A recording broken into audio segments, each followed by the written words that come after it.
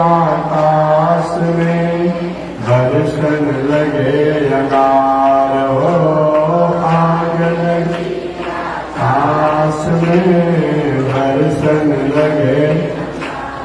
संत नहीं होते जग में तो जगमगता संसार, संत नहीं होते जग में तो जगमगता संसार। श्रीमन नारायण नारायण नारायण, श्रीमन नारायण नारायण नारायण, लक्ष्मी नारायण नारायण नारायण,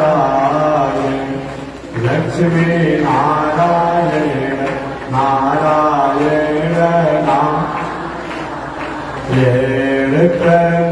देखी रघुनाथ जी हमारी ओरिया, शनि देखी रघुनाथ जी हमारी गीता की रघुनाथ जी हमारी ओरिया, गीता की रघुनाथ जी बगसर में आके रहुआ हर काके मरनी, बगसर में आके रहुआ हर काके मर। गौतम नारी अहिल्या के तरनी, गौतम नारी अहिल्या के तरन देखी रघुनाथ जी हमारी ओरिया, शनि देखी रघुनाथ जी हमारी ओरिया, शनि ताकी रघुनाथ जी हमारी ओरिया, शनि ताकी रघुनाथ जी हमारी। श्रीमन नारायण नारायण नारायण, श्रीमन नारायण नारायण नारायण, लक्ष्मी नारायण नारायण नारायण, लक्ष्मी नारायण नारायण नारायण। बोलिए श्री लक्ष्मी नारायण भगवान की। अनंताचार्य कृपया वेदांत द्वय पारगम रामकृष्णाग्रसज भक्तम विश्वक्षेण मुनिं भजे। कासायं यज्ञसूत्रं शुचिवपुषि तथा चौर्ध्वपुण्ड्रं च भाले, यस्यास्ते दक्षहस्ते कलिकुमतिगिरीन्द्रेन्द्रवज्रं त्रिदण्डं। संसाराग्नि प्रशान्त्यै मृतजलममलं दारुपात्रं पवित्रं। श्रीविश्वक्सेन सूरे पदकमलयुग श्रेयसे संश्रयामि। लक्ष्मीनाथ समारम्भा नाथयामुनमध्यमा अस्मदाचार्यपर्यन्तां वन्दे गुरो परम्परा। नारायणाय विद्महे वासुदेवाय धीमहि तन्नो विष्णु प्रचोदयात्।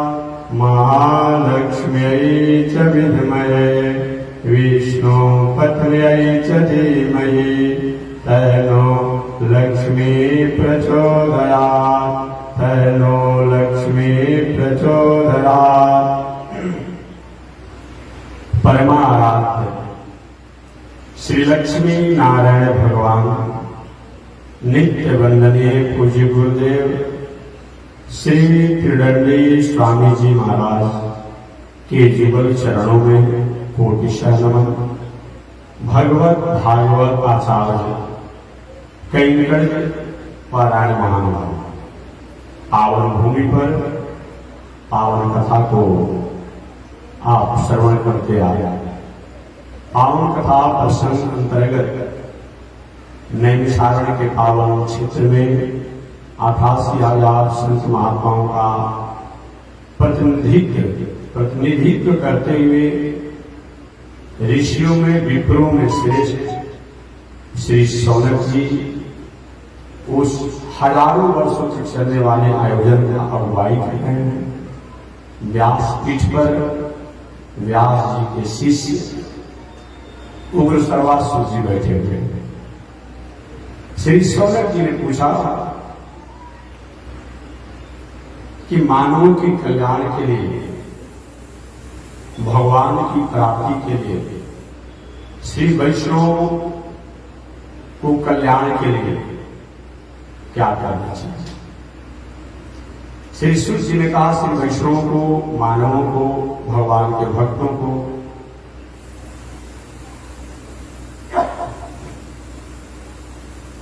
शरणागति करनी चाहिए, प्रपत्ति करनी चाहिए।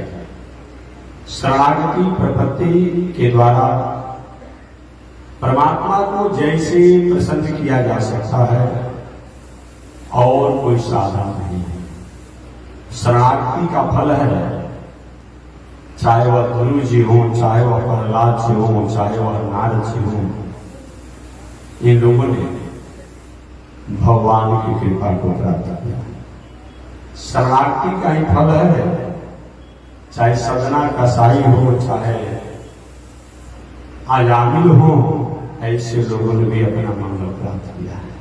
शरणागति का ही फल है कि चाहे सबरी हो, चाहे कुब्जा हो, आप कल्याण का प्राप्त किया।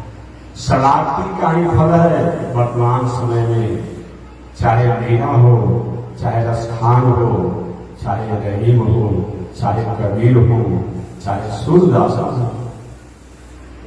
चाहे तुलसीदास हो,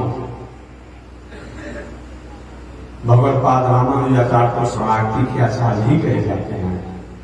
ये सब लोगों ने परमात्मा को प्रसन्न किया। शरणागति का मतलब कि हमारे पास साधन संसाधन रहेंगे, व्यवस्थाएं रहेंगी, सुविधाएं रहेंगी, परिवार पत्नी बाल बच्चों की मर्यादा रहेगा।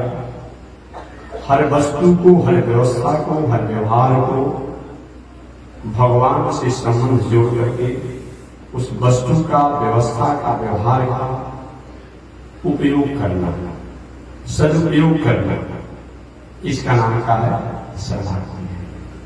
इसी शरणागति मंत्र को भगवत्पाद रामानुजाचार्य स्वामी जी ने संदेश देकर के, नारायण मंत्र का उपदेश देकर के, मूल मंत्र का उपदेश देकर के मानव का कल्याण किया। वही वो नारायण मंत्र है जो सृष्टि के प्रारंभ में जो नारायण इस दुनिया को प्रकट करते हैं, पालन करते हैं, संहार करते हैं और मोक्ष करते हैं। वो नारायण से पहले दुनिया में कोई था नहीं, और अंत में महाप्रलय होता है तो कोई बचता नहीं। और अवतार शब्द का अर्थ ही होता है कि अवतरती थी अवतारा। अवतार में क्या होता है, आप छत पर चढ़े हैं सीढ़ी से, उन छत से नीचे उतर गए। कोई काम लेकर आपने छत पर चढ़े हैं, कहीं पुल पर चढ़े हैं, कहीं पेड़ पर चढ़े हैं, कहीं पहाड़ पर चढ़े हैं, फिर आवश्यकता अनुसार आप नीचे भी उतरते हैं। अवतार का मतलब ये होता है जो अपने स्टेटस से, अपने मौलिकता से, अपनी वजूद से, प्रतिभा से थोड़ा सा उतर करके और प्राणियों का उद्धार करे, कल्याण करे, उसका नाम क्या है?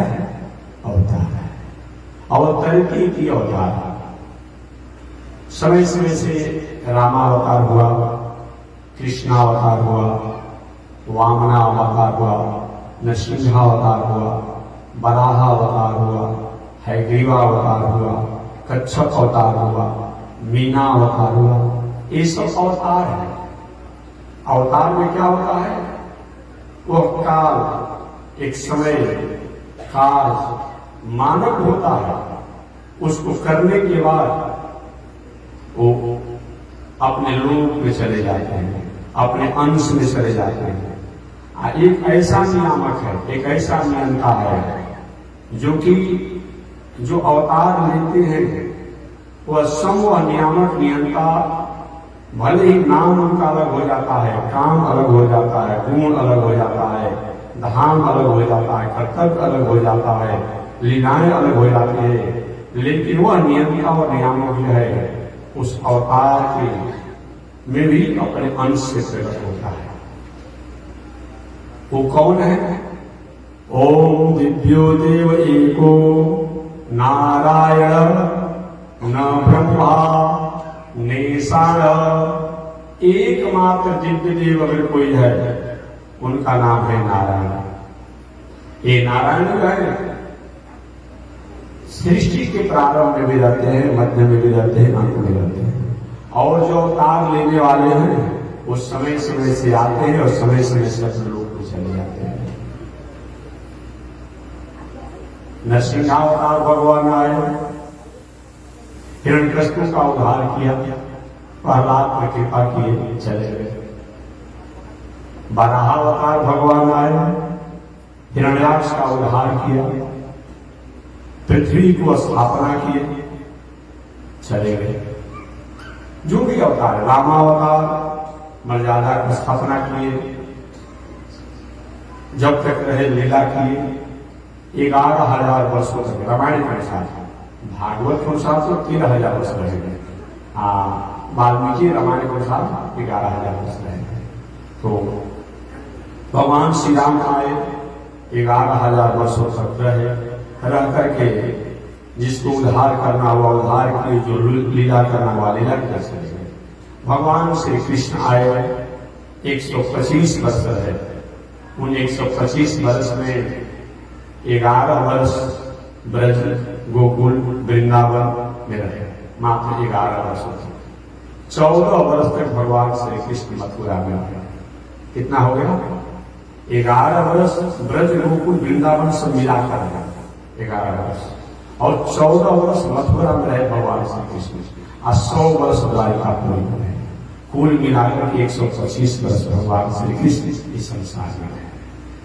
तो अवतार जो होता है भगवान का, वो कार्य किए, वो चले गए, लेकिन वह नारायण हमेशा अपनी सत्ता में रहते हैं।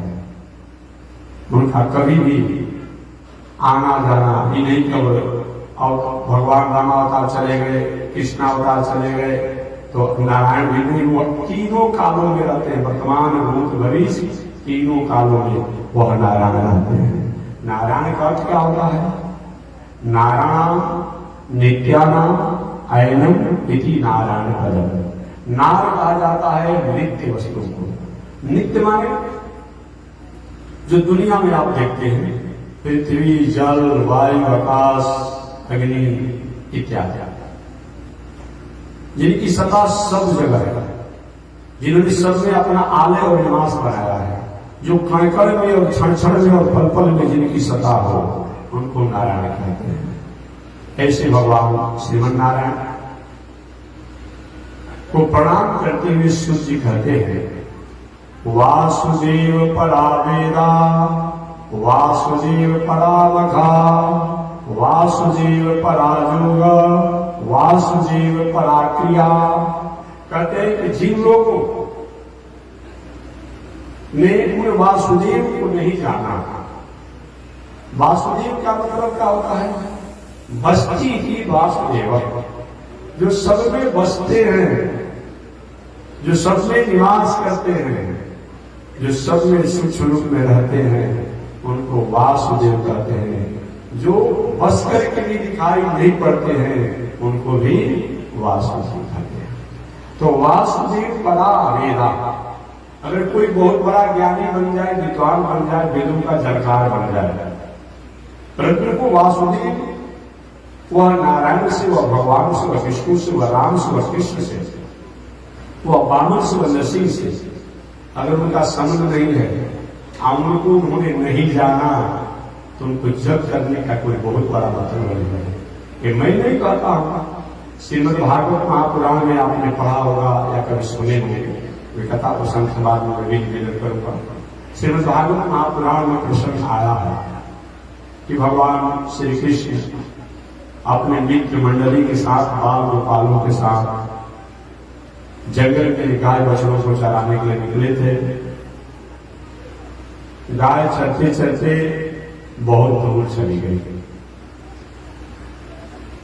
अब बाल गोपाल जो अपने घर से चित्रकारी में जलपान में लेकर नहीं आए थे, जो उनका लेकर आते थे, किसी कारण से भूल गए, उन्हें लेकर आए होंगे, कोई लेकर नहीं आया। गाय बहुत आगे बढ़ गई। गाय जब आगे बढ़ गई, बाल गोपालों ने गए लाला भगवान श्री कृष्ण को छोटी अवस्था में 6 से 8 वर्ष की अवस्था है। मित्र होता है। अच्छा, कोई न्यायाधीश, जिला न्यायाधीश बन जाए और हाईकोर्ट के न्यायाधीश बन जाए और सुप्रीम कोर्ट के न्यायाधीश बन जाए, लेकिन जब घर वाला व्यक्ति में हित नाता समझ क्या मानता है? उनको तो मानता है कि मेरा अमुक रखते हैं, अमुक रखते हैं, अमुक रखते हैं, तो मानता है और मानता है। और भगवान ब्रह्म तो है, कृष्ण ब्रह्म तो है, लेकिन जो मित्र मंडली है वो तो अपना मित्र ही मानता है, क्योंकि वो जानते हैं कि ब्रह्म है, ईश्वर है, परमात्मा है, फिर भी भावना में भूतपूर्व है। उन बाल गोपालों ने कहा, ये बाबा हम लोग भूख लग गया है, अपना हम लोग जलपान लेकर घर से आया जाए और अपने घर जा नहीं सकते हैं, एक बहुत दूर गाय चलते चलते आ गए हैं, हम भूख से व्याकुल है, कोई व्यवस्था करो ना। भगवान की जब अपने घर से जलपान लेकर नहीं आया तो हम क्या व्यवस्था करें? तुमको लेकर आना चाहिए ना। नहीं दादा, तुम्हारा लंबा हाथ है, भले ही दिखने में छोटे हो, लेकिन बुद्धि की शक्ति के बहुत बड़ी मूल्य हो, व्यवस्था करो। और हम का व्यवस्था करें? नहीं, कुछ व्यवस्था करना पड़ेगा, हम भूख नहीं बर्दाश्त कर पाएंगे। भगवान ने कहा ठीक है, बगल में ब्राह्मण देवता लोग जग कर रहे हैं, वहीं जा करके आप लोग उनकी पत्नियों से भोजन मांग लीजिए। और ये लोग बाग में भाग गए। हमें भगवान श्री कृष्ण का मेरा परिचय भी दे दीजिएगा और मेरे भैया बलराम जी का भी परिचय दे दीजिएगा। गए बाल गोपाल और जाकर कहते कि हे भूमि देवा, हे भूमि देवा, हे भूमि के देवता। ब्राह्मण का एक नाम भूदेव है, भूसुर है, भूसुर कहा जाता है। स्वर्ग के देवता तो देवता है नहीं, चाहे वह वायु हो, इंद्र हो, अग्नि हो। वायु देवता, अग्नि देवता, सूर्यो देवता, चंद्रमा देवता, ये सब देवता है। अच्छा, देवता किसे कहा जाता है? अगर व्याकरण से, ग्रामर से देवता शब्दों को परिभाषित किया जाए तो दिव्य क्रीड़ा धातु से बनता है। जिनकी कर्म और व्यवहार, जिनके यजन करने से, जिनके पूजन करने से, जिनका चिंतन करने से प्राणियों को मंगल होता है, उपकार होता है, उन्हीं का नाम तो देवता है। दिव्य क्रीड़ा धातु से लीला, ये सब देवता है। वायु देवता, सूर्यो देवता, चंद्रमा देवता, अग्नि देवता। हालांकि आपकी भाषा में तो देवी कह सकते हैं। आप लोग के साहित्य में, हिंदी साहित्य में क्या होता है? आग जल रही है, यही नाम कहते हैं हिंदी साहित्य में। लेकिन हमारा जो संस्कृत शास्त्र है उसके अनुसार ये अग्नि जो है प्रदीप है। आप कहते आग जल रही है, कहते हैं तो ठीक है, आग जल रही है, आग का स्त्री क्या होगा? आप अपने अनुसार बताइए, हम तो जानते हैं, बता देंगे। पर आप अग्नि को, आपका जो भी हिंदी साहित्य है, आपकी पढ़ाई होती है, उसमें आग को आप लोग स्त्रीलिंग मानते हैं। तो जब आग को आपने स्त्रीलिंग मान लिया अग्नि को, इसका पुल्लिंग क्या होगा ये बता दीजिए। हम जो कहते हैं अग्नि जो है पुल्लिंग है, अग्नि की पत्नी का नाम क्या है, भूल गए आप लोग। अरे अग्नि की पत्नी का नाम क्या है, स्वाहा स्वाहा स्वाहा। जो बाद में जग होगा ना, तो जग में जो ब्राह्मण विद्वान लोग स्वाहा स्वाहा जो करेंगे, ये अग्नि देवता की पत्नी है। इसीलिए जब करते समय मंत्र तो होना ही चाहिए, आहुति तो होना चाहिए, लेकिन स्वाहा भी उच्च स्वर में होना चाहिए। बहुत तो आहुति तो कर देता है लेकिन स्वाहा नहीं बोलता है, तो उसे क्या है, अग्नि देवता की पत्नी स्वाहा जी नाराज हो जाती है, हमको अपमान कर रहा है। इसलिए अग्नि देवता की पत्नी के नाम है स्वाहा। आप पितरों की पत्नी का नाम क्या है, स्वाधा स्वाधा स्वाधा। इसलिए जब पितरों का पूजन होता है तो जो विद्वान है, आपने भी कहवाते हो स्वाधा स्वधा स्वधा स्वधा स्वधा, एक पितरों की पत्नी का नाम है, ये सब याद रखना चाहिए। तो हमारे साहित्य के अनुसार तो सही संस्कृत साहित्य के अनुसार तो अग्नि पुल्लिंग, अग्नि की पत्नी का नाम है स्वाहा। अब आप लोग अग्नि को स्त्रीलिंग करते हैं हिंदी साहित्य के अनुसार, अब उसका पुल्लिंग क्या होगा आप लोग समझ कर हमको बताइए क्या पुल्लिंग उसका होगा। तो मैं निवेदन करना चाह रहा हूं, ये सब देवता हैं, इनके उपकार को हम भूल नहीं सकते हैं। ये देखिए ये वरुण देवता है, हम लोग परेशान थे थोड़ा गर्मी से और कितना प्रतिकूलता थे, लेकिन देखिए बारिश हो रहा है, आनंद है, ठीक है। आप लोग अपना अपना छाता, अपना चमकीला और जो बरसात से बचने का है आप लेकर आइए, लेकिन होना ही चाहिए। बरसात के समय में बरसात नहीं होगा, गर्मी के समय में गर्मी नहीं होगा, और जाड़ा के समय में जाड़ा नहीं पड़ेगा। कैसा मौसम होना ही चाहिए, बरसात होगा, लेकिन आप अपने रक्षा के लिए कुछ न कुछ लेकर आइए। रोज भीगना अच्छा बात नहीं है, भीगने से शरीर में सर्दी जुकाम होने की संभावना रहेगी। ये सब प्रत्यक्ष है इनकी कृपा से। अगर जब न हो तो कितने प्राणी इसी तरह रह जाएंगे, तो हम ही लोग नहीं, बहुत से प्राणी जो है अन्न से, फल से, फूल से, पौधों से, वृक्षों से, घास से, फूल से अपने को भरण पोषण करते हैं। तो सबका जो भरण पोषण और मंगल करे वही ना देवता होता है। देहात में कोई व्यक्ति अच्छा समाज का काम करता है तो भाई अमुक व्यक्ति देवता है, कोई अच्छा माताएं पे अच्छा काम, अमुक व्यक्ति देवी है कहा जाता है ना। तो देवता का मतलब जिसका कर्तव्य आचरण कर्म जो है प्राणियों के उपकार में हो, उसी को देवता कहा जाता है। ये सब देवता हैं, वायु प्रत्यक्ष देवता, सूर्य प्रत्यक्ष देवता, चंद्रमा प्रत्यक्ष देवता, अग्नि प्रत्यक्ष देवता इत्यादि। चलिए मैं अपने प्रसंग पर सवाल, तो वहां ब्राह्मण एक वो देवता था। अब ब्राह्मणों को भी देवता कहा गया है आजकल।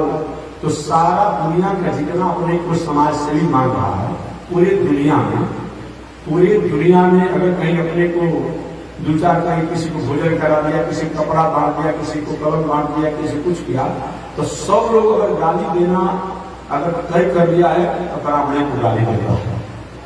एक व्यक्ति ने उनसे पूछा था, महाराज ऐसा क्यों हो रहा है, सो ब्राह्मण को गाली क्यों देता है, जीवन करता है। हम कहा देखिए संस्कृति पर जब कहीं अपने खाराघात करेंगे तभी ना अपनी पहचान बनाएंगे, तभी पहचान बन पाएगा।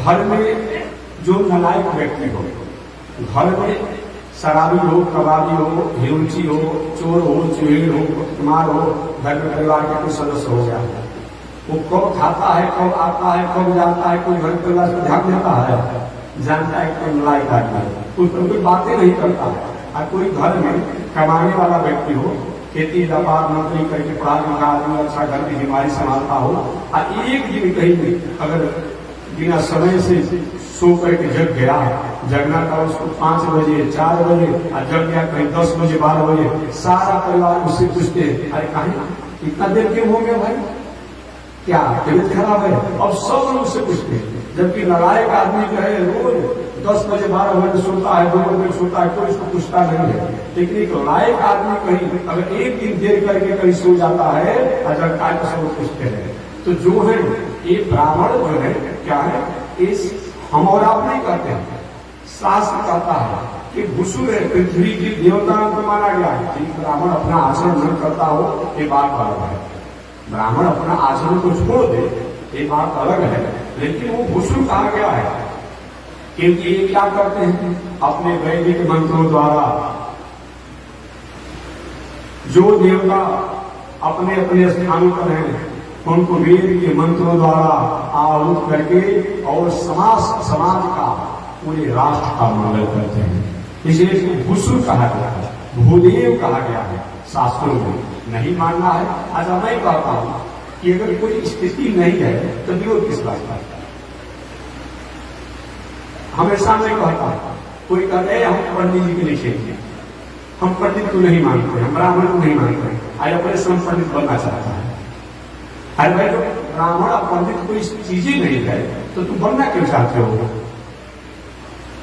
किसी से कहा जाए, कोई झगड़ा भी विवाद होता है तो कोई बहुत बड़े हैं पंडित अपना, कोई ब्राह्मण बन गए, अब दूसरे को नहीं देगा, अब ब्राह्मण को बन देगा।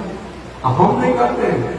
ये जो इस्लाम दर्शन है, सिख दर्शन है, ईसाई दर्शन है, बौद्ध दर्शन है, उसमें भी तो वेशभूषा बना के हमारे पंडित है, हम पुजारी है, हम ब्राह्मण अपने बनता है, तो सभी लोग बनना चाहता है, अभी वो दूसरी कर रहा है।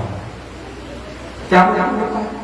जब कोई सत्ता ही नहीं है, कोई स्थिति नहीं है, क्यों बनना चाहते तुम भाई? कोई चोर बनना चाहता है, चोरों आदमी अपने को पंडित बनना चाहता है, बेईमानी आदमी को पंडित बनना चाहता है, क्यों ऐसा?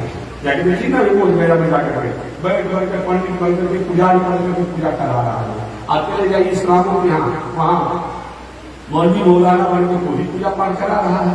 आप ईसाइयों के यहाँ चल जाइए, उसमें भी अपने को बढ़ करके पंडित पुजारी और पूजा करा रहा है। तो कर रहे हो वही काम करते, अभी वो कर रहे हो। इसका मतलब कि तुम्हारे भीतर से बात जा नहीं रही है, बाहर से अपने को बड़ा बनने के लिए आप काम करते हैं। देखिए, किसी का विरोध करके गाली देकर क्या बड़ा नहीं हो सकते हैं, क्या बताइए? अपने कर्तव्य से, अपने कर्म से, अपने व्यवहार से आप बड़ा बनेंगे। गाली देने से आप नहीं बनेंगे। आपने सुना सबरी मैया का नाम आपने सुना?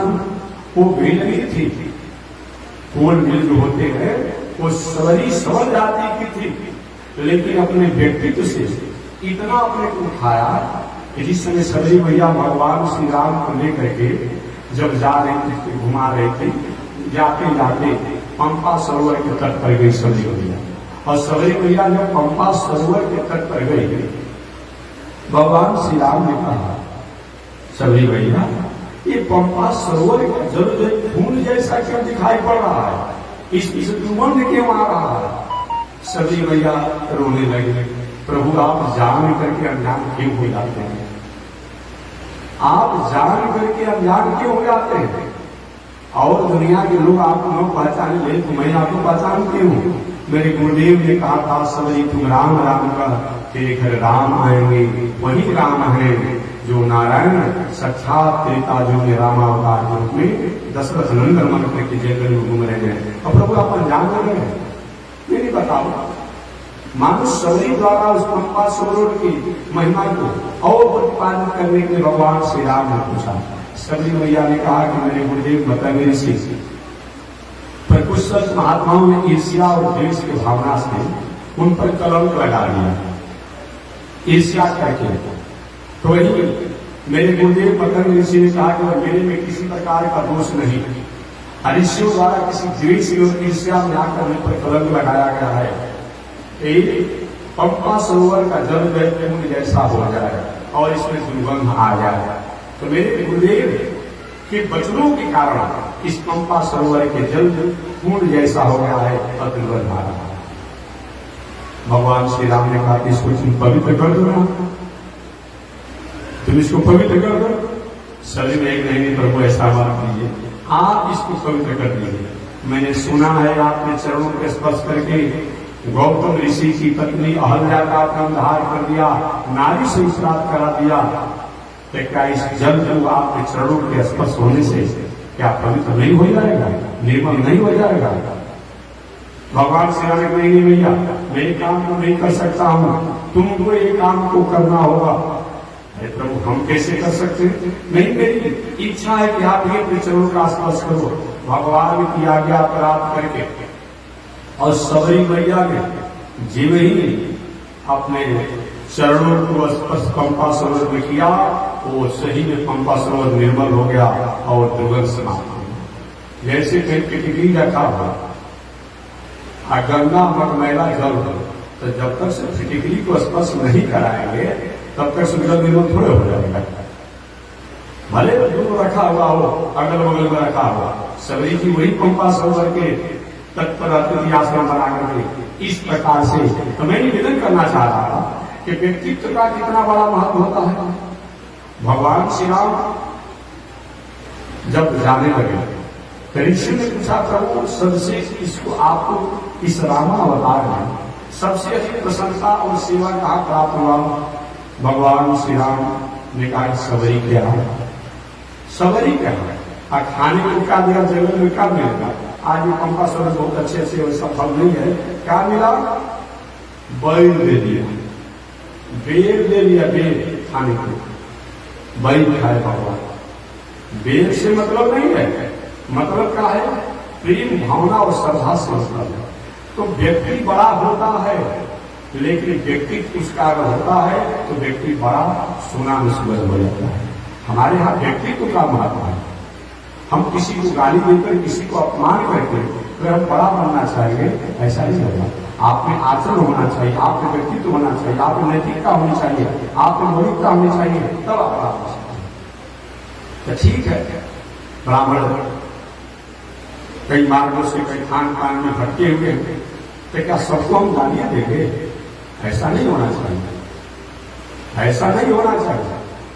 तो मैं निवेदन करना चाहता हूं, भूसुर कहा गया है, भूदेव कहा गया है। भगवान श्री कृष्ण द्वारा बताए गए बाल गोपाल लोग जा करके और कहेंगे, हे भूमि देवा, हे पृथ्वी के देवता, भैया बलराम जी के भाई श्री कृष्ण जंगल में आए हुए हैं, गायों को हम लोग जीव के साथ चराने के लिए आए हुए हैं।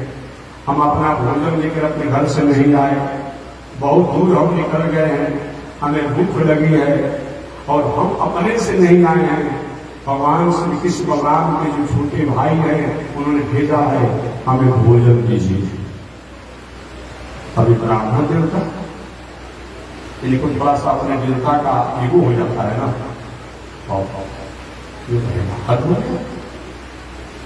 एक बारिया गाय चराने वाले हमसे भोजन मांगे, बोल तो सकते थे नहीं, मंत्र बोल रहे थे ना, सहस्रशीका पुरुष सहस्त्राक्ष सहस्त्रपात इत्यादि कर रहे, बोल नहीं सकते थे, एक इशारा किया, जल्दी भाग जाओ, जल्दी भाग जाओ। कैसे तुम्हारी हिम्मत हुई हमारे यहां भोजन मांगने के लिए? बालक लौट गए, कहीं प्रभु आपने विदा किया था भोजन लाने के लिए, वो तो देखिए कि हम लोग नाराज हो गए और इशारा कि जल्दी भागो, जल्दी भागो, जल्दी भागो। तो हमारे कहाँ गए थे आप लोग? क्योंकि आपने विदा किया था, जो ब्राह्मण जग कर रहे थे। भगवान ने कहा, हम ब्राह्मण के पास थोड़े विदा किया थे, हमने कहा कि ब्राह्मण की पत्नियों के पास जाकर मांगिए। ये ब्राह्मण उचित टुकड़ा को होते हैं, नाराज मत होगा भाई, कोई काम करने वाला ब्राह्मण होगा, कोई नाराज मत होगा, प्रसंग जैसा जैसा आएगा वैसा ऐसा कहना पड़ेगा। हाँ, ये ब्राह्मण उचित टुकड़ा को होते हैं। अब समझिए कि ये लोग अपने पूजा में इतने निमग्न रहते हैं, कभी कभी धर्म तत्व को ब्रह्म तत्व को भूल जाते हैं। जिन जग में उन भगवान की पूजा होती है, यजन होती है, और वही भगवान सब मिला के अब गोपाल बालू को हटा दिया। और बात तो छोड़िए ना, अब नहीं सुना होगा, आपने सुना ना होगा, जरासंध ब्राह्मणों को बुला कर आगे, ब्राह्मण देवता, अगर कृष्ण या तो हमारे युद्ध में हमारे द्वारा मारा जाता, या तो कृष्ण हमारे द्वारा युद्ध में भाग जाता, तो तुम लोग को इतना हम दक्षिणा देंगे, इतना दक्षिणा देंगे, तुम निहाल हो जाओगे, अब कहीं दक्षिणा की आवश्यकता नहीं पड़ेगी। इसलिए ऐसा पूजा करना है, ऐसा जप करना है कि या तो कृष्ण हमारे द्वारा पलायन हो जाए, हार जाए, या तो हार जाए, या तो मारा जाए, तीन काम होना चाहिए। ब्राह्मण लोग आपने पूजा की, पूजा की, अब पूजा किए, भगवान विचार किए और कहा कि अगर कहीं हम युद्ध में हार गए, हम युद्ध में कहीं हार गए या बच गए तो सभी ब्राह्मण का गर्दन काटना। बात समझ में आ गया? अगर हम कहीं जीत गए, कृष्ण को मार दिए या तो भगा दिए, तब तो दान से इतना देंगे कि आप लोग निहाल हो जाएंगे, पीढ़ी के पीढ़ी के व्यवस्था हो जाएगी, इतना दक्षिणा देंगे। अगर कहीं युद्ध में हम हार गए और कहीं जिंदा बच गए हम, आप ब्राह्मणों को सबों को गर्दन काट देंगे, मार डालेंगे। और ब्राह्मण देवता भय से क्या किए कि अगर कहीं भी हार गया तो हमको मार डालेगा, बेचारा जब कर लेंगे कृष्ण को हराने के लिए, कृष्ण को भगाने के लिए। इसीलिए विचित्र खोपड़ा लगते हैं कि कभी कभी ऐसी परिस्थिति आती है कि कुछ भी करते हैं। अरे भाई मारण, मोहन, कुशासन, वशीकरण, इसमें क्या होता है? उल्टे क्या होता है इसमें? और क्या होता है इसमें? और इधर भगवान श्री कृष्ण विचार किए कि अगर मैं इस जरासंध पर विजय प्राप्त कर लेता हूं, जरासंध पर विजय प्राप्त हो जाता है तो क्या होगा? अब उस ब्राह्मणों को मार डाला तो मेरी कारण ब्राह्मणों की हत्या हो जाएगी। तो भगवान जान करके हार गए। क्या किए? जान करके हार गए उन ब्राह्मणों की रक्षा करने के लिए, क्योंकि भगवान कहते गो ब्राह्मण हिताय च, गाय ब्राह्मण के लिए ही संसार में आता हूं, वेद की रक्षा करने आता हूं। वही जरासंध से भगवान का किए हार गए और वही भाग करके पर्वत पर गए और वहां से द्वारिका पुलिस चले गए। एक कथा आप लोग जानते होंगे। इधर का पढ़ लीजिए, आपने अच्छा पूजा किया है, अच्छा पूजा किया है और बहुत दक्षिणा दिया जाता, बहुत दक्षिणा दिया। आप देखिए, और भगवान को हराने के लिए पूजा पाठ किया। चलिए काशी में और ब्राह्मण ने भगवान को मारण मंत्र का प्रयोग किया। केवल जजमान के कहने से, जजमान के कहने से। तो कभी कभी दक्षिणा के लोग में ये लोग नहीं जानते ब्राह्मण देवता लोग कि बहुत बड़ा पापी आदमी है, कुकर्मी आदमी है, बहुत बड़ा भ्रष्ट आदमी है, कितनों का अपराध किया है, मदद किया है, अमुक किया है, अमुक किया है, कि उसको संकल्प लेते ही नहीं लेते लोग, लेते हैं। देखिए अभी सावन का समय आता है, बहुत तो शिवरात्रि में शंकर जी का पूजा करेगा, उनका अभिषेक कराएगा, बहुत तो महामृत्युंजय कराएगा, लेकिन क्या नहीं जानते हैं लोग? स्वाभाविक उसमें जानते ही होंगे, लेकिन फिर भी कि चलो भाई कराते हैं। तो कभी कभी जानने के बाद भी ये लोग इस कार्य में लगते हैं। भगवान ने कहे ब्राह्मणों के पास आते होंगे, उन ब्राह्मण पत्नियों के पास जाना चाहिए। ये ब्राह्मण पूजा पाठ भजन भाव करने वाले क्या देंगे? और पुनः दूसरी बात, ये बाल गोपाल गए और जाकर के उन ब्राह्मणियों के पास गए, माता जी प्रणाम। भगवान श्री कृष्ण बलराम के छोटे भैया जंगल में आए हैं, गायों को चरा रहे हैं, हम लोग भी गायों को चराने आए हैं। बहुत दूर हम लोग निकल चुके हैं, भूख लगा हुआ है। भगवान ने कहा जाकर के ब्राह्मण पत्नियों से मांग लीजिए, और भगवान भी भोजन की याचना की। और ब्राह्मण पत्नियां जो है बहुत कम समय में सभी प्रकार के पकवान बनाए, खोआ, पूरी, खीर, रावड़ी, जो बनाना का व्यवस्था था सब कुछ बना करके थाल में सजा करके जिन ब्रह्म को, जिन परमात्मा को, जिन भगवान को प्राप्त करने के लिए जो भी लोग, साधक लोग, जीवन बीत जाता है, हड्डी सूख जाता है, चांद सूख जाता है, मरने की बारी आ जाती है, तो कहीं हल्का उनका झांकी दर्शन होता है, एक झांकी समाप्त हो जाता है, और वो भगवान हम लोग से भोजन मांगे हैं। और ब्राह्मण की पत्नियां अपने अपने थाल में भोजन सजा करके और लेकर के जाने लगी। अब जब शाला में बैठे थे ब्राह्मण देवता ने क्या हो गया, बिना हमसे पूछे अरे कहाँ जा रहे हो? अब जब शाला में बैठे सिंदूर लेकर के जा तो सकते नहीं, अब पूछ रहे थे कहाँ जा रहे हो, इशारा कर रहे हैं। तो कहे कि आप जो कर रहे सो करिए, और जिला में ठीक जा रहा है। करिए क्या हो गया, इनको क्या हो गया? बिना पूछे सब जा रहे हैं। अब सभी ब्राह्मण पत्नियां गई जहां भगवान श्री कृष्ण थे, जहां बाल गोपाल, और वहीं पर सबको प्रसाद खवाई। और प्रसाद खवाने के बाद वहां से लौटने की बारी आई कि प्रभु जाएंगे, अगर हमारे पति नहीं घर में रहने देंगे तब क्या होगा? भगवान के नहीं, जब हमसे संबंध हो जाता है तब वह व्यक्ति विरोधी भी प्रेमी बन जाता। तो जाइए, आपको पति और समय से अधिक मानेंगे, वही लौट करके आई। आप ब्राह्मण देवता यही अपना दिनचर्या पूरा कर दिए, तब कैसा मेरा दुर्भाग है। इस विद्या का क्या मतलब है, इस ज्ञान का क्या मतलब है, इस वेद स्वाध्याय का क्या मतलब है, इस यज्ञ का क्या मतलब है।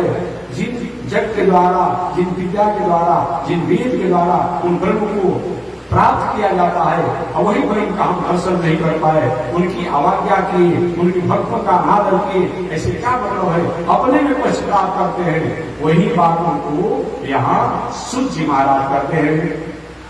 वासुदेव परावेदा, जिस वेद को जानने से या जानने के बाद अगर वासुदेव में, भगवान नारायण में, राम में, कृष्ण में अगर हमारा प्रेम नहीं होता है तो वेद पढ़ने का कोई मतलब नहीं। जो भी नास्तिक है सब कुछ करता है लेकिन भगवान से उनका संबंध नहीं है, वो नास्तिकों का किया हुआ सभी साधन जो है व्यर्थ बताया गया है। चाहे वह चारवाक हो, सोशलिस्ट हो, कम्युनिस्ट हो, लेनिन हो, मार्क्सवाद हो, बौद्ध हो, जैन हो, ईसाई हो, इस्लाम हो, जो भी हो, अगर उनको ब्रह्म से संबंध नहीं है, ईश्वर से संबंध नहीं है, नियामक और नियंता से संबंध नहीं है, जिसके द्वारा पूरी दुनिया फलती है, फूलती है, विकसित होती है और अंत में जाकर के उनमें लय हो जाती है, अगर उनसे उनको संबंध नहीं है तो कोई दर्शन का मतलब नहीं है। इसीलिए चाहे कोई भी दर्शन हो, इस्लाम दर्शन में भी मोहम्मद साहब ने जन्नत की बात किया था। जन्नत माने एक तस्वीर भाषा में तो स्वर्ग होता है, लेकिन जन्नत माने हमारी भाषा में मोक्ष होता है, वो भी जन्नत को माना। इससे मालूम पड़ता है कि कोई न कोई एक लोक है, कोई न कोई एक लोक है, उस लोक का एक नियामक नियंता है।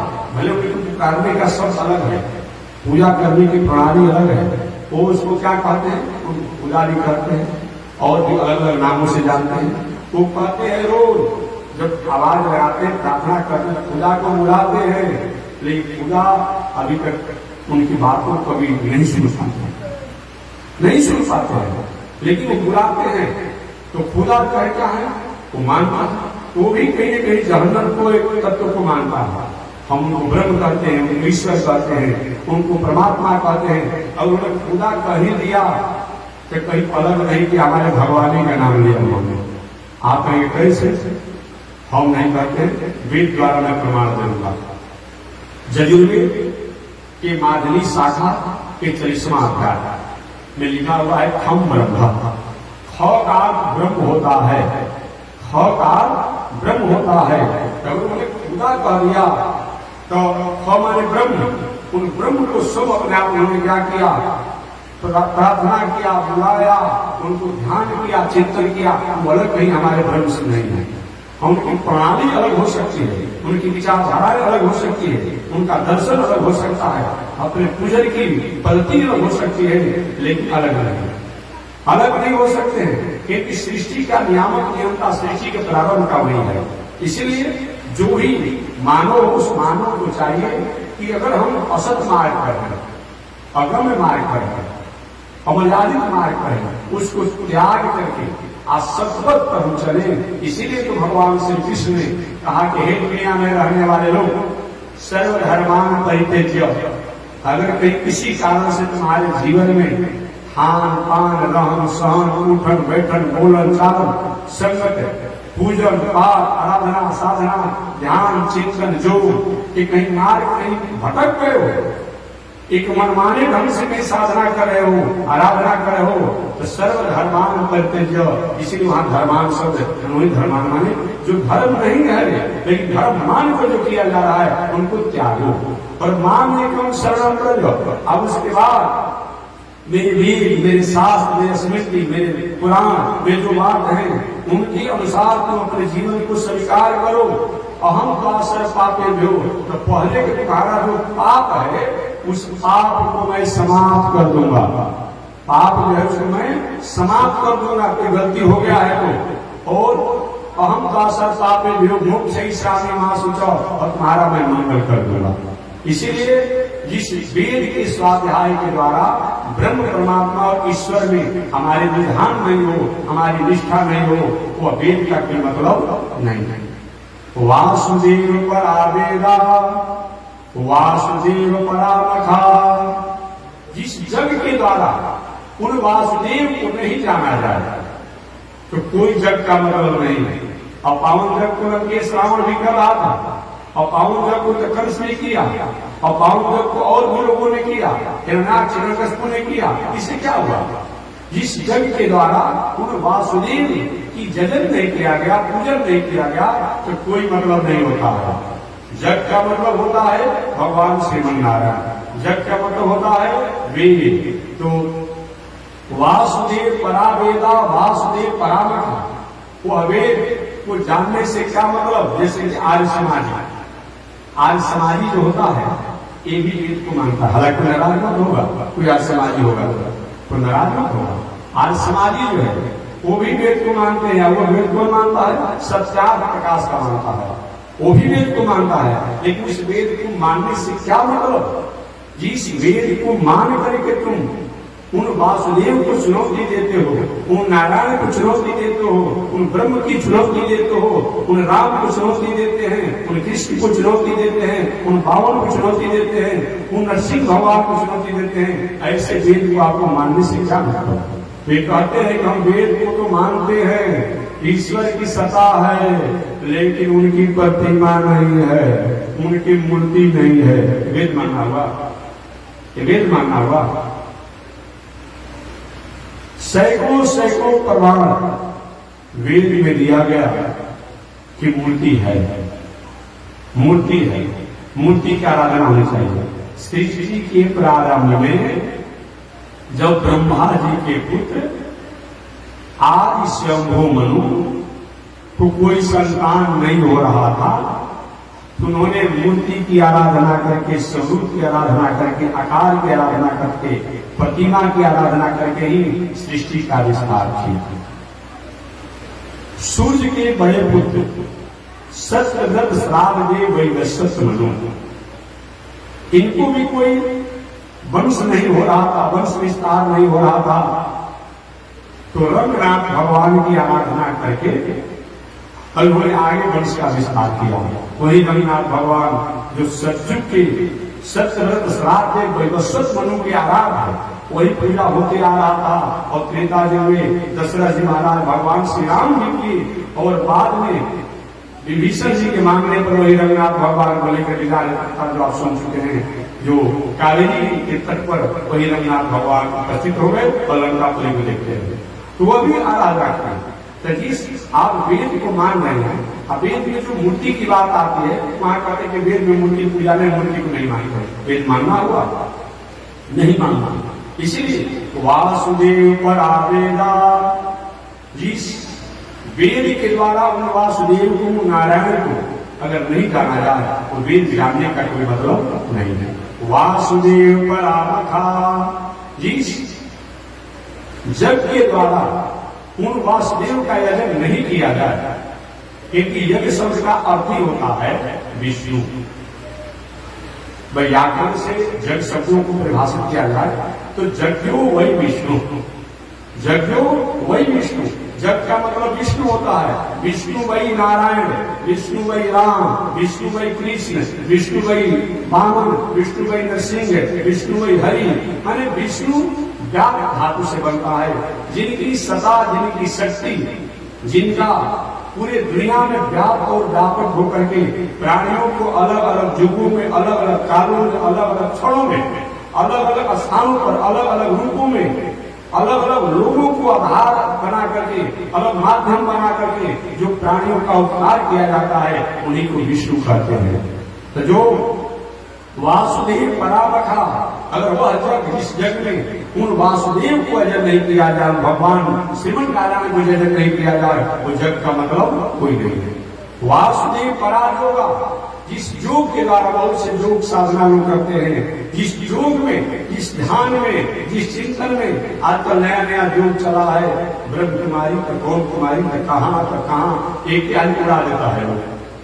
आज कौन सी ध्यान कराता है? कहा तो धुआं का ध्यान करिए, तो जीरो का ध्यान करिए, अरे भाई हमारे भगवान के जो स्वरूप है और उसका नकार करके तो धुआं का ध्यान कराता है, जीरो का ध्यान कराता है। नहीं, इस योग के द्वारा उन वासुदेव को नहीं जाना जाए, नहीं चिंतन किया जाए, उन नारायण को नहीं चिंतन किया जाए, नहीं जाना जाए, तो योग का कोई मतलब नहीं होता। और वासुदेव पराक्रिया और वह कर्मकांड का क्या मतलब, जिस कर्मकांड के माध्यम से उन भगवान नारायण को यजन नहीं किया जाए। और नया परंपरा में अभी मैं था औरंगाबाद जिला में कुछ दिन पर, तो 6 महीना हो गया होगा था, जब हम लोग का आयोजन था, बगल में किसी का विवाह हो रहा था और आज के एक समाज से भी किसी नेताओं के, समाज सुधारकों के और नाम से सब पूजा कर रहा था। और बताइए इतना आपको ईर्ष्या, इतना दुराग्रह, ये बताइए कोई मतलब होता है? सब उसी से किया। नहीं, आप देखिए, आप अपना जीवन समाज सुधारक, समाज सेवी, समाज सुधारक हो सकते हैं, समाज सेवी हो सकते हैं, न कि कोई अपने आप में जो हमारे क्रिया और जो और इस प्रकार के वो कर्मकांड के मंत्र किए वो कहीं यजन के द्वारा अधिकारी नहीं हो सकते। लेकिन आज यही चल रहा है, आज यही चल रहा है कि अपने अपने समाज सेवी लोग क्या है, वो देवता मानकर उन्हीं के नाम से सब कर रहा है। कोई रुकने नहीं जाएगा, कौन आपको रुकेगा भाई? लेकिन नहीं, जिस क्रिया के द्वारा, जिस कर्मकांड के द्वारा उन वासुदेव, उन नारायण, उन भगवान से अगर हमारा संबंध नहीं है, उस कर्मकांड का, उस क्रिया का कोई मतलब नहीं है। अब बताइए सूर्य जैसे संत ये बात करते हैं, हम लोग नहीं मानते। ये सूर्य है कौन भाई? ये सूर्य कौन है? ये हमारा भारतीय दर्शन सबका आदर करता है, उनको एक बार मैं कहूंगा। ये सूर्य पंडित जी नहीं है, याद रखिएगा। ये सूर्य ब्राह्मण नहीं है, क्षत्रिय नहीं है, वैश्य नहीं है और दास भी नहीं है। चौथा में दास कहा जाता है, अपनी भाषा में शुद्ध कर देते हैं, लेकिन दास हमारे यहाँ कहा गया है, हमारे यहाँ दास कहा जाता है। 4 हम लोग बताया गया। ये कुछ नहीं थे, ये क्या थे? कहीं किसी माता पिता के चंचल भटकाव से जन्म लिए सूर्य हैं। अब बात समझिए ना, मैं मूल भाषा बता दिया। माता पिता के चंचल व्यवहार और चंचल भटकाव से जिनका जन्म हुआ वो सूर्य हैं। वो किसी में नहीं आते हैं, लेकिन उनमें गुण है, उनमें व्यक्तित्व है। तो उन व्यक्तित्व के चलते, उनमें गुण के चलते क्या हुआ, उनको व्यास गति पर बैठा करके अब उनके द्वारा कथा सुना जा रहा है। आप पंडित जी जो है सोने ऋषि बैठ करके सुन रहे हैं और 88 ऋषि महात्मा सुन रहे हैं। कहाँ उस बात की बात है भाई? लेकिन लोग क्या उल्टा समझाता है और उल्टा पलटा सब समझाना सब करता है। नहीं, आप पढ़िए ये सूर्य जी कौन है। ऐसे इसलिए व्यक्ति बड़ा होता है, लेकिन व्यक्तित्व जितना बड़ा होता है उतना व्यक्ति बड़ा नहीं होता। तो जिस जग के द्वारा, इस वेद स्वाध्याय के द्वारा, जिस योग के द्वारा, जिस कर्मकांड के द्वारा अगर सत्य और उन परमात्मा, उन ब्रह्म से अगर हमारा संबंध नहीं है तो इसका कोई मतलब नहीं है। आगे श्री सूर्य जी कहते हैं कि ऋषियों, वही वासुदेव का वर्णन, वही श्री कृष्ण का वर्णन इस भागवत महापुराण में किया गया है। ये भागवत महापुराण भक्ति का, ज्ञान का, वैराग का, समन्वय पुष्टि का आधार है। इसके द्वारा भक्ति प्राप्त होती है, ज्ञान प्राप्त होता है, वैराग प्राप्त होता है और हमारे जीवन में सात्विकता की वृद्धि आती है। यह श्रीमद् भागवत महापुराण 12 स्कंद है। पहले मैं बता चुका हूं कि श्रीमद् भागवत महापुराण में 12 स्कंद है। स्कंद का मतलब क्या होता है? जैसे रामचरितमानस में कांड कह दिया गया, कहीं सर्ग होता है, इसमें स्कंद है। तो ये जो है श्रीमद् भागवत महापुराण में 12 स्कंद हैं और 335 अध्याय है, 18,000 श्लोक है। तो श्रीमद् भागवत महापुराण का प्रथम स्कंद जो है, पहला स्कंद जो है वो अधिकार लीला है। अधिकार लीला का मतलब इस स्कंद में मानव को हमारा क्या अधिकार बनता है, इसको इसमें वर्णन किया गया है। श्रीमद् भागवत महापुराण के दूसरे स्कंध में जो है साधना लीला है। मानव जीवन केवल भोग के लिए नहीं आया है, हम साधना के जीवन के लिए ये साधना लीला है। श्रीमद् भागवत महापुराण का तीसरा स्कंध जो है ये सर्ग लीला है, ये सृष्टि के बारे में बताता है। और श्रीमद् भागवत महापुराण का एक चौथा जो है ये विसर्ग लीला है, ये भी देवलोक इत्यादि का निर्णय करता है, प्रकृति का निर्णय करता है। श्रीमद् भागवत महापुराण का पंचम स्कंध जो है स्थान लीला है। वह ब्रह्म, वह परमात्मा जो है उनका स्थान कहाँ है, वो कहाँ रहते हैं और कैसे कैसे रहते हैं इत्यादि से वर्णन। और छठवां स्कंध जो है ये पोषण लीला है। वह ब्रह्म जो है ये दुनिया में किस प्रकार से प्राणियों का पोषण करते हैं अपने सूक्ष्म रूप में। आगे सप्तम जो है स्कंद एक भक्ति लीला है। इस सप्तम स्कंद में हम भक्ति के द्वारा परमात्मा को कैसे प्रसन्न कर सकते हैं। उसके बाद अष्टम स्कंद जो है ये मनवंतर लीला है। माने मनु और मनु, एक मनु से दूसरे मनु के अंतराल में क्या क्या चरित्र हुआ, कौन कौन मनु हुए, क्या क्या किए, ये मनवंतर की लीला है। और नववें स्कंद में ईशान कथा लीला है। ईशान कथा माने ईश अनु कथा, ईश माने परमात्मा, उन परमात्मा की शरणागति करने का, परमात्मा की प्रपत्ति करने की कथा है, कैसे संचार किया जाए। और दसम स्कंद जो है निरोध लीला है। निरोध लीला का मतलब कि धीरे धीरे संसार से हम अपने को वैराग बढ़ाए। ये निरोध की लीला है कि हम यही की नहीं है, एक ऐसा जगह है रहना नहीं देश वीराना है, यह संसार कागज की पुड़िया पानी पड़े कर जाना है, रहना नहीं देश वीराना है। यह संसार कांटों की झाड़ी उलझ उलझ मर जाना है, रहना नहीं देश वीराना है। अर्थात इस संसार में है, धीरे धीरे अपने विज्ञान वैराग को हम बढ़ाएं कि यही मेरा घर नहीं है, इसके अलावा भी मेरा घर है जहां हमें जाना चाहिए। और 11वां स्कंद जो है ये मुक्ति लीला है। जब ये हमें प्राप्त हो जाएगा कि यही मेरा घर नहीं है, इसके अलावा भी कहीं दूसरा कोई पूरा मुकाम है, तो ये जान करके हम मुक्ति के अधिकारी होते हैं। और 12वां स्कंद जो है अभय लीला है। जब मुक्ति हो जाएगी तो अभय तो अगर क्या हो जाएगा, जो हमेशा आने जाने की हमारा जो तारतम्य है वो हमेशा के लिए समाप्त हो जाएगा। इस प्रकार श्रीमद् भागवत महापुराण के 12वें स्कंद के द्वारा सूर्य जी ने अलग अलग स्कंदों की अलग अलग कारण बताया। आगे कहा कि हे ऋषि, यह श्रीमद् भागवत महापुराण इस दुनिया में पहले वह देवलोक में था, पहले वह भगवान के श्रीमन नारायण के रूप में था, और बाद में चल करके इसको लक्ष्मी जी को भगवान ने सुनाया। पुनः लक्ष्मी जी की आज्ञा पर ब्रह्मा जी को सुनाया गया।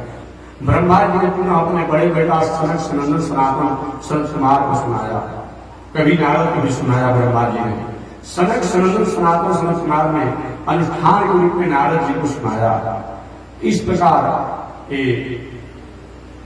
कथा की परंपरा चली आ रही है।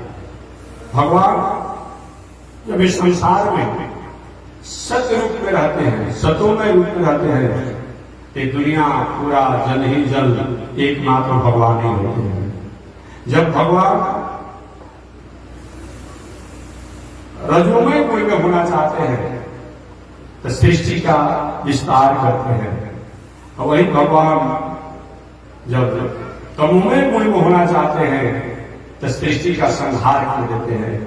वह भगवान श्रीमन नारायण सारे दुनिया का अक्षय कोष है। जो भी दुनिया में है उसका अक्षय कोष भगवान श्रीमन नारायण है। इन्हीं से सारा संसार, सारा दुनिया, सारा प्राणी, सारा समष्टि, सारा परार्थ होता है। और इन्हीं अंशांशी भाव से ब्रह्मा, मरीचि, कश्यप, देवतागण, मनुष्य इत्यादि दुनिया प्रकट होती है। वही भगवान के द्वारा इस धराधाम पर समय समय से भक्त लोग आते हैं और आकर के और भक्ति का प्रचार करते हैं। वही भगवान के कारण इस दुनिया में कभी कभी अपूर्व और अभूतपूर्व भगवान अवतार लेकर के और अनेक लीलाएं करते हैं।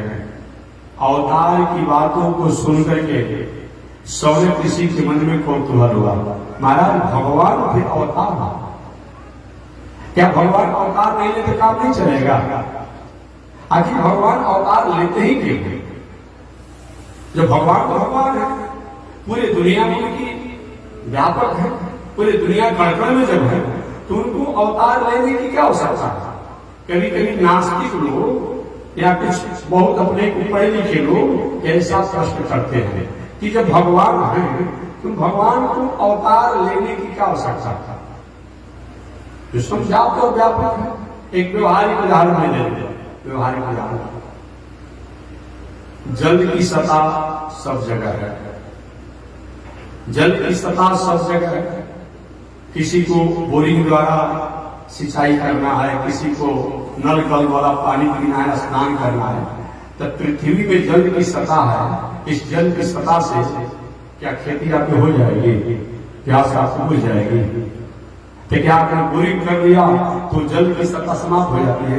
कभी कभी ये भी लोग कहता है नास्तिक लोग कि भगवान जब अवतार लेकर के राम के रूप में, कृष्ण के रूप में, बावन के रूप में, नरसिंह के रूप में जब आ जाते होंगे तो वहां जो वैकुंठ में जो भगवान है उनकी सत्ता अभाव हो जाता होगा। जब यहाँ आ गए तो वहां नहीं रहे। कभी कभी ऐसे पढ़े लिखों के मन में भी बात आ जाती है कि जो वहां पर भगवान है, अगर यहाँ राम रूप में आ गए, कृष्ण रूप में आ गए, बावन रूप में आ गए, नरसिंह रूप में आ गए या और अवतार में आ गए तो वहां पर सत्ता क्लियर हो जाती होगी, वहां सत्ता का अभाव हो जाता होगा। नहीं नहीं भाई जी, ऐसा बात नहीं होगी। लाखों करोड़ों लोग अग्नि को अपने अपने घर में, अपने अपने फैक्ट्री कंपनी में उपयोग लेते हैं, तो क्या अग्नि की सत्ता समाप्त हो जाती है? नहीं होती है। लाखों करोड़ों लोग जल को अपने अपने प्रयोग में लेते हैं, तो क्या जल की सत्ता समाप्त हो जाती है? लाखों करोड़ों लोग वायु हवा को अपने अपने ट्यूब और पैर और अनेक उपकरणों में उपयोग लेते हैं, तो क्या वायु की सत्ता समाप्त हो जाती है? लाखों करोड़ों लोग सूर्य के ताप को अपने अपने उपकरणों द्वारा उनका प्रयोग में सौर ऊर्जा से लेकर और कार्य में लेते हैं, क्या सूर्य की सत्ता समाप्त हो जाती है? जब उनकी सत्ता समाप्त नहीं होती है तो वह ब्रह्म परमात्मा अगर वहां रहते हुए यहाँ आ जाते हैं एक अंश से, उनकी सत्ता समाप्त कैसे हो जाएगी? कैसे हो जाएगी? इसलिए अब दूसरा प्रश्न होता है कि भगवान जब है ताकि इस दुनिया में अवतार लेने की क्या जरूरत है? वही से सोच सकते नहीं नहीं, अवतार लेने की आवश्यकता है। सलाई हो, सलाई का तीली हो, लेकिन जब तक घर्षण नहीं किया जाएगा अग्नि की ज्वाला नहीं होगी। अग्नि की सत्ता सब जगह है, लकड़ी में है, मिट्टी में है, सब जगह है। तो क्या आप भूले पका लेंगे? नहीं पकाएंगे। उसके लिए जो उपकरण की आवश्यकता है। तो जो भक्त अरमान कर लिए हैं कि अभी तो राम जी को बेर खिलाना है, किसी ने तय करे हम तो भगवान को हमें साग खिलाना है, वो अरमान कैसे पूरा होगा? वो वैकुंठ में रहेंगे पूरा होगा? नहीं होगा। इसीलिए परमात्मा को उन भक्तों की मंगल कामना करने के लिए अवतार लेना पड़ता। आगे सोने ऋषि ने पूछा, महाराज इसलिए बता दीजिए तो भगवान कितने, भगवान कितने और उनके अवतार कितने, और अवतार में भगवान ने क्या किया, अब वो कौन कौन अवतार है, इसके बारे में आप बताइए। इसकी कथा विस्तार से तो कल मैं बताऊंगा, लेकिन केवल मैं थोड़ी सी याद दिला देता हूं। भगवान के अनंत अवतार है, याद रखना। एक बार एक दार्शनिक ने पूछा था कि वैदिक परंपरा के, सनातन परंपरा के हम लोग जो है कहते हैं क्या बहुत से देवी देवता है, कई कोई देवी देवता से काम नहीं चलेगा? लोग पूछता है ना कि बहुत से देवी देवता है। अरे समान रूप में तो 33 करोड़ 33 लाख 33,333 देवता है। कितने देवता हैं? 33 करोड़ 33 लाख 33,333 देवता हैं। बीच में देवताओं की जनसंख्या बंद हो गई। अब आगे वंश नहीं बढ़ रहा, बाद में जो होगा सो होगा, वो आप जानते होंगे। दो नारियां ने, पतिव्रता नारियों ने श्राप दे दिया है देवताओं को, कब आप लोग का वंश उतने पर रुका रहेगा, अमृत पिए हैं, दीर्घायु बने रहेंगे, लेकिन अभी आपकी जनसंख्या उतने पर रुकी रहेगी। कौन कौन नारियों ने श्राप दिया है? एक तो दधीची बाबा के पत्नी, दधीची बाबा के पत्नी ने श्राप दे दिया। आप जानते होंगे, जब वो राक्षस था महाबलशाली, जब नहीं बल हो रहा था, तो हुआ कि सब लोग ब्रह्मा जी के पास गए। ब्रह्मा जी भैया मैं कुछ करूंगा नहीं, अब दूसरा उपाय सोचिए। तब लोग गए शंकर जी के पास, बाबा आप कुछ की, हम भी कुछ नहीं करेंगे, हम साधना करेंगे। तो सब लोग विष्णु भगवान के पास गए, प्रभु अब आप कृपा किए, हम देवता मारे मारे फिर रहे हैं, भगवान ने कहा हम भी कुछ नहीं करेंगे। तो प्रभु हम कहाँ जाएंगे? ब्रह्मा जी कहते कुछ कर्म नहीं करेंगे, शंकर जी कहते कुछ कर्म नहीं करेंगे, अब विष्णु नारायण कहते कुछ कर्म नहीं करेंगे। भगवान ने कहा देखो देवताओं, जब तुम लोग आए होते उपाय में बता देता हूँ।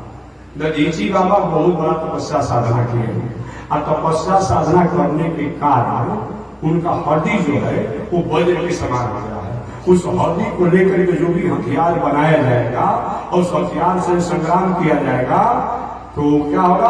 विजय होगा, और जिसके साथ प्रहार किया जाएगा वो प्रणाम हो जाएगा। अरे महाराज, तो हड्डी कैसे उनका लिया जाएगा? कि बस उपाय तो मैं बता दिया, अब आप लोग समझ लो। अब क्या करें? देवता लोग गए दधीची बाबा के यहाँ। दधीची बाबा तपस्या से प्रणाम लिए थे। कोई व्यक्ति सीमा से अधिक अगर नम्र हो जाए अकारण, तो समझिए कुछ न कुछ लाभ और लोभ और कुछ फायदा के लिए आया है, सजग हो जाएगा, सचेत हो जाइएगा। और देवता लोग बकुलवा भक्ति की, दंडवत की दधीची बाबा को। हैरान हो गए दधीची कि देवता लोग कैसे किसी को समझते नहीं है, और इतना नम्रता कहां से सीखे देवता लोग। एक तो थोड़ा कोई पूजा पाठ करता था, किसी के पूजा पाठ को बाधा पहुंचा लगते हैं कि हमारा पद पर हो जाएगा। बड़ा नेता क्या सोचता है कि हमारा झोरा धोते रहिए, हमारा जूता का पालिश करते रहिए, हमारा किचन और सब्जी लाते रहिए, व्यवस्था करते रहिए। और जो भी कैटेगरी अगर होना चाहते हैं, क्या करता है? पैर खींच देता है, पैर खींच देता है ना। वही हाल देवताओं की है। देवता कभी नहीं चाहते हैं कि हमारे जैसा ये भी हो जाए, इसीलिए देवता कोई पूजा पाठ या दान तीर्थ करता है ना, तो उसमें बाधा पहुंचाता है। ये कैसे आना होगा? देवताओं ने कहा अगर दूसरे की परिस्थिति पर कोई विचार करे तो कोई ना नहीं कर सकता है, और देने वाले की परिस्थिति पर विचार करे उसे मांग भी नहीं सकता। अच्छा, ये वेदांत के वाक्य कहां से आप सीखे? क्या कहना चाहते हैं कि महाराज हम परेशान हैं राक्षसों द्वारा, तो आप अपना हड्डी दे देते तो सब लोग हथियार बनाते, हथियार बनाकर युद्ध करते, हम लोग विजय हो जाता। दधीची बाबा ने कहा हे देवताओं, तो अभी भी स्वास्थ्य गया नहीं, और बताओ बड़ा ये प्राण हड्डी तो कब मिलेगा जब मृत्यु को प्राप्त करूंगा, प्राण जब समाप्त होगा। भला तुम इस संसार में मरना चाहता है? एक हम नहीं कहे, एक भगवान विष्णु ने हमें भेजा है, भगवान विष्णु ने हमें आपके पास भेजा है। दधीची बाबा ने कहा साक्षात विष्णु भी अगर आए वाला प्राण देने कैसी होता है? क्या देने कैसी होता है? देवता लोग उदास हो गए। बाद में दधीची बाबा ने कहा देवताओं देखो तुम्हारा परीक्षा ले रहा था, अब हमके शरीर से कोई मतलब नहीं है, जितना पूजा पाठ तपस्या साधना करना था उतना हमने कर लिया, लेकिन तुम्हारी परीक्षा में ले रहा था। क्या चाहते हो? महाराज आपका हड्डी चाहते हैं। ठीक है, मैं समाधि में बैठ जाता हूँ, प्राण को बाहर निकाल देता हूँ, और हमारे शरीर में दही और लवण लगा करके और गायों से चकरा करके और हमारे हड्डी को ले लेना। ठीक है महाराज। समाधि में बैठे दधीची बाबा, और दधीची बाबा जब समाधि में बैठे तो दही और लवण पूरे शरीर में लगाया गया दधीची बाबा के। गाय आकर के चाट चाट करके समाप्त किया और हड्डी को लेकर के, और उसी से वज्र इत्यादि बहुत हथियार बना, जो संग्राम में वो विजय को प्राप्त किए ये देवता का। जब दधीची बाबा की पत्नी को पता चला कि मेरे पति को देवताओं ने भावना में बुलवा करके और मार डाला, तो जाओ देवताओं, जैसे मेरे वंश के परंपरा को आगे चलने पर आपने बाधा पहुंचा दिया, रोक लगा दिया। आप देवताओं का भी आगे चलकर वंश आगे नहीं बढ़ेगा। भले तुम्हारी पत्नी रहेगी लेकिन वंश आगे नहीं बढ़ेगा।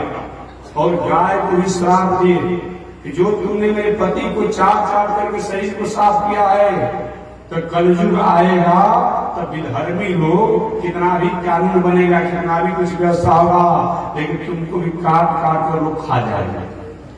अजीब हो रहा है।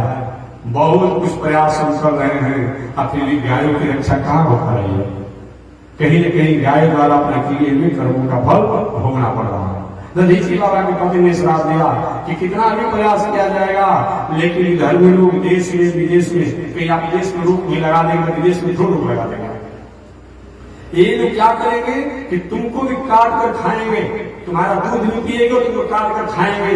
वही आज हम लोग देखने को मिल रहा है, जिस गाय का दूध पिया जा रहा है, जैसे गोबर मूत्र इत्यादि को काम में लेते हैं, और वही गायों को काट करके उनको मार दिया जा रहा है। कितना बड़ा अपराध है। कहीं कहीं गायों द्वारा जो गलती किया गया ऐसा। और दूसरा, इस शंकर जी की पत्नी पार्वती ने भी साफ दे दिया है। आपने सुना ही होगा, एक राक्षस बहुत बड़ा बलशाली था। बलशाली राक्षस था, वो मरने वाला था नहीं, तो क्या शंकर जी संकल्प ले लेंगे कि ब्रह्मचारी हम बन जाएंगे, अब तो उनके द्वारा हो सकता है हमारा वह। और शंकर जी देवताओं की प्रार्थना पर शंकर ने ठीक है विवाह कर लिए है पार्वती के साथ। जो भी वंश परंपरा जो भी होना है हो ही जाएगा, लेकिन अब मैं ब्रह्मचर्य से रहूंगा। ये समाचार जब पार्वती जी को मिला तो पार्वती ने कहे देवताओं तुम्हारी बुद्धि ओझ है, तो जैसे मेरे वंश को तुमने रोक दिया तो तुम्हारा भी वंश हमेशा हमेशा के लिए रुक जाएगा। वही पार्वती और दधीची बाबा की पत्नी दो नारियों के साथ के कारण देवताओं की जनसंख्या जहां पर है वहीं पर रुकी हुई। कितना देवताओं की जनसंख्या है? 33 करोड़ 33 लाख 33,333 देवता है। अभी बढ़ने की उम्मीद नहीं है। हम भारतवासियों की जनसंख्या कितनी है? जीके पढ़े हैं ना, गवर्नमेंट के जीके में तो 1 अरब 30-35 करोड़ बताया जा रहा है। 1 अरब 35 करोड़ बताया जा रहा है, लेकिन सही मायने में अगर बढ़ना से हो तो 1.5 अरब हमारे भारत की जनसंख्या है। बात समझ। और 1.5 अरब जो है आपके एक पड़ोसी जो देश है उसकी जनसंख्या है। कितना हो गया? 1.5 3 अरब। अब बाकी 4 अरब में पूरे दुनिया की जनसंख्या है। तो कुल विश्व की जनसंख्या कितनी है? 7 अरब। पूरे विश्व की जनसंख्या 7 अरब है। उन 7 अरब में से 1.5 अरब हमारे भारत देश का है और 1.5 अरब आपके पड़ोसी देश है उसका है, और 4 अरब में पूरी दुनिया की जनसंख्या है। आप अपने बल को नहीं पहचान पा रहे हैं, ये तो बात आश्चर्य है। और समझिए पूरी दुनिया में जो 7 अरब जनसंख्या है उसमें 1.5 अरब आप हैं। इतनी आपकी है। तो मैं निवेदन करना चाह रहा था कि हमारे सौम्य जी ने पूछा महाराज भगवान कितने, भगवान का अवतार कितने और उस अवतार में क्या किया कि तो सूर्य मेरी से भगवान के अनंत अवतार है, अनंत अवतार है। लेकिन अनंत अवतारों में 1000 अवतार भूत है। उन्हीं 1000 अवतारों के प्रति विष्णु सहस्त्र नाम है। विष्णु सहस्त्र नाम है। जब 1000 नाम है 1000 भगवान का अवतार हो गया ना। विष्णु सहस्त्र नाम है। उन 1000 अवतारों में 108 अवतार प्रसिद्ध है। उन 108 अवतारों में 24 अवतार प्रसिद्ध हैं। उन 24 अवतारों में 10 अवतार प्रसिद्ध हैं। उन 10 अवतारों में 4 अवतार प्रसिद्ध हैं। रामावतार, कृष्णावतार, भगवानावतार, नरसिंहावतार। उन 4 अवतारों में 2 अवतार प्रसिद्ध हैं, रामावतार और कृष्णावतार। रामावतार मर्यादा अवतार, कृष्णावतार कृपावतार। आगे सौदे मिली का महाराज तुम 1008 अवतारों में 108 अवतार मुख्य है। उन 108 अवतारों में 24 अवतार मुख्य है। तो 24 अवतार कौन कौन है? जिसके द्वारा विशिष्ट प्राणियों का कल्याण हुआ। इस कथा को आप बताएं। तो वही सूर्य महाराज 24 अवतारों के नाम और उनके गुण और उनके द्वारा किए गए उपकारों को बताएंगे। तो शेष चर्चा अगले दिन आज इसी के साथ हमारे विराम एक बार श्रीमन लक्ष्मी श्रीमन लक्ष्मी नारायण श्रीमन लक्ष्मी श्रीमन नारायण नारायण नारायण श्रीमन नारायण नारायण नारायण। बोलिए श्री लक्ष्मी नारायण भगवान की हरि ओम। शांति शांति शांति।